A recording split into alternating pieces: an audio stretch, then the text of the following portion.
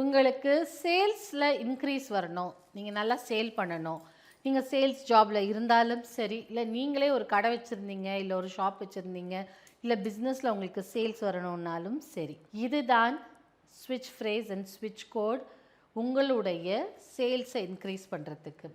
ஸ்விட்ச் கோட் என்னன்னு பார்த்தீங்கன்னா 54121 381 948. ஸ்விட்ச் ஃப்ரேஸ் அது என்னென்னு பார்த்தீங்கன்னா bubble, bamboo, stretch, relay, transform, add, count. இதுதான் இதனுடைய ஸ்விட்ச் ஃப்ரேஸ். இதை நீங்கள் சேண்ட் பண்ணிகிட்டே இருந்தாலும் சரி, ஒரு நோட் புக்கில் ஒரு நாளைக்கு 57 தடவையோ 108 தடவையோ 54 தடவையோ இல்லை 108 தடவையோ எழுதிட்டே இருந்தாலும் சரி, உங்களுடைய சேல்ஸ் இன்க்ரீஸ் ஆகிட்டே இருக்கும். இந்த கோடை நீங்கள் பாடியில் ஏதாவது ஒரு பாட்டில் எழுதிக்கலாம்.